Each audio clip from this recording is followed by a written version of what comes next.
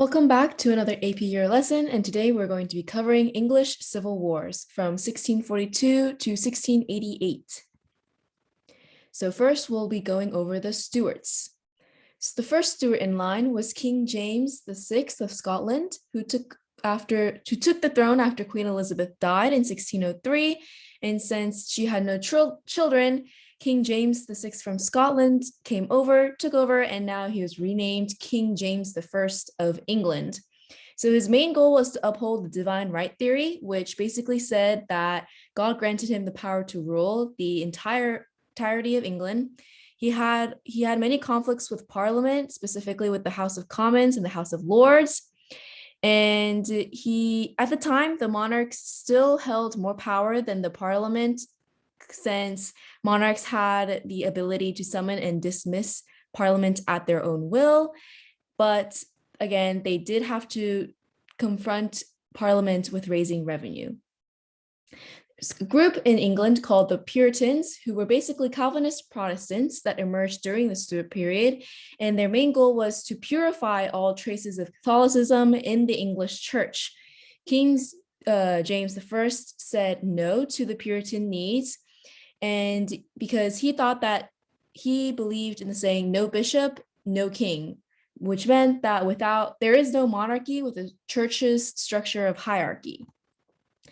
Next, after King James I was King Charles I. He wanted to continue the past objectives of uniting England with Scotland, creating a continental army, and also creating a new system of royal finances. He was associated with the Armenian wing of the Anglican Church, which placed the value of free will over predestination. And he also attempted to pass taxes without Parliament approval, which was illegal. And some examples are ship tax, which basically taxed towns for naval protection, even if they were not near the coast. And it also increased taxes in an attempt to pay for their debt with the Spanish Wars. So in response, Parliament asked for the Petition of Rights and basically forced Charles I to sign it in 1628. It basically said that the king could not demand a loan without the consent of Parliament. Parliament must be called frequently, no imprisonment without published cause, and no housing soldiers in times of peace. Now, after this came the personal rule of Charles I. And that was basically a time period of around 11 years where Charles I did and implemented whatever policies he wanted without approval of Parliament. And his main adversary in Parliament was John Eliot, and he proposed 3 solutions for resolving tensions between the king and Parliament over the death of their chief minister, Duke of Buckingham. He said that practitioners of Catholicism should be considered enemies of the state. Advisors who proposed raising taxes without Parliament consent were considered enemies of state, and said that if an individual paid king-only administered taxes, they would be betraying the liberties of England. Charles I denied these propositions and dissolved Parliament. But however, short Parliament was soon called after Charles I attempted to establish the English Book of Common Prayer, which was a Catholic ideology, to the Calvinist Church of Scotland. And as a result, Scotland rebelled and England needed funds to suppress the rebellion. So that's why Charles I called in short Parliament for funds. He was denied these funds, and Charles I quickly dissolved this short Parliament after 3 weeks. Next came the Long Parliament, which lasted around 20 years. And it basically was when Scots were victorious over the English in the rebellions, and they forced Charles I to pay. Now, the disagreements on powers between the king and Parliament continued, and as well as further disagreements on religious issues, Charles I soon left London, which marked the beginning of the English Civil War. Second is the actual English Revolution, which happened from around 1642 to 1651. Now, the main leader in the English Revolution was Oliver Cromwell. He was the creator of the new model army, which were basically very dedicated Puritan soldiers.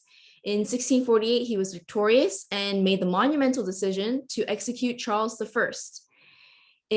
So his reign from 1649 to around 1660 is known as the Commonwealth, where it was basically a military dictatorship governed by Cromwell. There was clashes between the Independents and Presbyterians. Independents wanted a state church with limited religious toleration, but the Presbyterians wanted no religious toleration whatsoever. Cromwell created the Rump Parliament, which basically was a parliament with only a few chosen selected officials, and kings were reinstated after the death of Cromwell in 1660. And then the period of the Stuarts again, which lasted from around 1660 to 1688. So the third Stuart king was King Charles II, and the same questions kind of came up again from the previous reigns of the Stuarts, which was, what is the relationship between Parliament and the monarchy? Who had more power? Who could do what over who? And what was the religious direction of the Church of England? Was it going to be led by Puritans, Catholics, Presbyterians? And his reign was largely insignificant. Next, we have King James II, which is the last ruler of the Stuart line. He succeeded the throne in 1685. And while he never said outright that he was Catholic, it was very suspected that he was a strong Catholic. For example, he demanded the repealment of the Test Act, which was reinstated in the reign of King Charles II. And this basically denied Catholics royal and military positions. So he repealed that act, and he also issued the Declaration of Indulgence, which suspended religious tests for office holders and allowed for the freedom of worship. The next phase and the final phase is the Glorious Revolution, which lasted only during the 1688. So King James II had a son that could be raised as another Catholic. His previous only child was Mary, who was Protestant. So originally the English citizens were not going to rebel in any way because they realized that Mary would take the throne and she would install a Protestant rule. However, King James II had another son, and this prompted the Glorious Revolution. England offered William the Stadtholder of the Netherlands and his wife Mary to invade, and it was a bloodless struggle that established William and Mary as dual monarchs, and James II and his family peacefully fled. Some of the settlements that resulted was, most importantly, the Bill of Rights, which in 1689, it said that Parliament needed to instill taxes. The king could not do it by himself. Monarchs must be Protestant.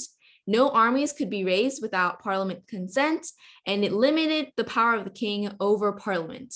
Another important act is the Act of Toleration, also in 1689, which basically granted the freedom of religion to Protestants and nonconformists, but it did not grant the religious toleration to Catholics or Unitarians. And lastly, there was also the Act of Union in 1707, which was the reunification of England and Scotland together, and which formed Great Britain. So that's all you need to know for the English revolutions. And thank you so much for watching. Remember to subscribe.